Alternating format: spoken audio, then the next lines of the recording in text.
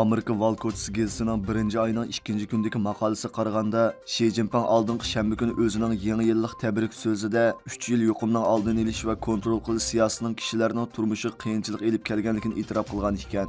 Maqolada ko'rsatilishicha, Xi Jinping tabrik so'zida o'zlarining azaldan ko'rilib boqmagan qiyinchilik va xirislarni yengib chiqqanligini, buning hammalarga oson to'xtamaganligini, ya'ni o'tgan yili noyabr oyining oxirida yuz bergan Xitoy virus yuqumining oldini olish va kontrol qilish tadbirlariga qarshi elib berilgan oshkor namoyishni e'tirof qilganligini, ommaning o'xshamagan ko'z qarashda bo'lganligini tilga ilib, ko'pchilikni ittifoqlashishga chaqirganligini bildirgan.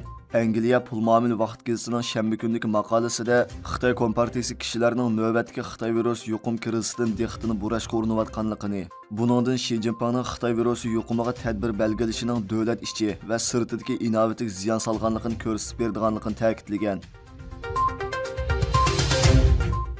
Xitoyda Yangi yil bayram mezgilida Xenan o'lkasi Joukou shahrida kishilar ko'chalarga chiqib pojanz atgan. Shuning bilan saqchilar bilan xalq o'ttirisi to'qinish yuz bergan. Saqchilar nurg'un kishilarni tutqun qilgan.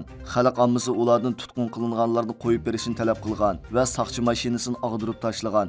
Bir qism yoshlar saqchi mashinasiga sakrab chiqib, saqchi mashinasining nomer taxtasini qo'mirib tashlagan hamda kishilarning qo'llashi va olqishiga erishgan. Xenan o'lkasidan boshqa Nanjing, Shandong va boshqa joylarda pojanz namoyish yuz bergan ekan. Obrazchilarning bildirishicha, oq qog'oz harakatidan pojanz harakatigacha Xitoy xalqi namoyish orqali uyg'onib o'z huquqi uchun kurash qilishga boshlaganligini, buni Xitoy xalqi uchun g'oyat zo'r ilgirlash ekanligini bildirgan. Ukraina urushi keskinlashgan bir paytda, ya'ni 2022-yil 30-dekabr kuni Xi Jinping bilan Rossiya prezidenti Vladimir Putin ekran suhbati o'tkazib, ikki taraf munosabatini texmi cho'nqurlashtirishga va'dalashgan. Ma'lum bo'lishicha, ikki taraf geosiyosiy jiddiylik va mushkul xalqaro vaziyatda Moskva bilan Bejingning munosabatini kuchaytirishni madhiyalagan. Vladimir Putin Xitoy bilan bo'lgan harbiy hamkorlikni kuchaytirish orzusini bildirgan. Reuters agentligining xabar qilishicha, Putin Xi Jinpingga o'zlariga g'arbdan kelayotgan mislsiz besim va ig'vogarchilik oldida yer shari geosiyosiy manzarasi davomlashayotgan o'zgarishlarning sabablari, jarayoni va logikasi haqida o'xshash fikrga ega ekanligini bildirgan. Reuters agentligining aytishicha, suhbatda Xi Jinping Xitoyning asosiy eksport bozori bo'lgan g'arb davlatlarini ozroq tanqid qilgan bo'lsa-mu, lekin Xitoyning dunyodagi mavjud mushkul vaziyati ostida Rossiya bilan strategiyalik hamkorlikni kuchaytirishga tayyor ekanligini aytgan. Suhbatda yana Putin Xi Jinpingni kelar yili bahor faslida Rossiyaga qarata davlat ishlari ziyoratida bo'lishga taklif qilgan. Putinning aytishicha, bu butkul dunyoga Rossiya bilan Xitoyning ochqishlik masalalaridagi munosabatining kuchli ekanligini ko'rsatib berdi ekan. Putin yana Xitoy bilan bo'lgan harbiy hamkorlikni kuchaytirish maqsadining borligini bildirgan.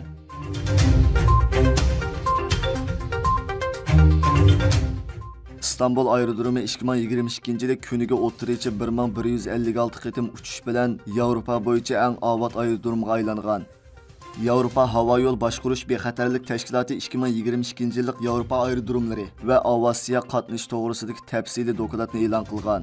Dokladda eskartilishicha, Xitoy virus yuqumning boshlang'ichi bo'lgan 2019-yildan buyon Yevropa aerodromlari ichida yuqumdan burungi mezgildagi uchish saviyasiga yetgan birdan-bir aerodromning Istanbul aerodromi ekanligi bildirilgan bo'lib, o'tgan yili Istanbul aerodromidan qolsa, navbat bilan o'ttiricha 1140 navbatchi aeroplan bilan Amsterdam, 1122 navbatchi aeroplan bilan Parij, 1048 navbatchi aeroplan bilan Frankfurt va 1042 navbatchi aeroplan bilan London keyingi o'rinda turgan.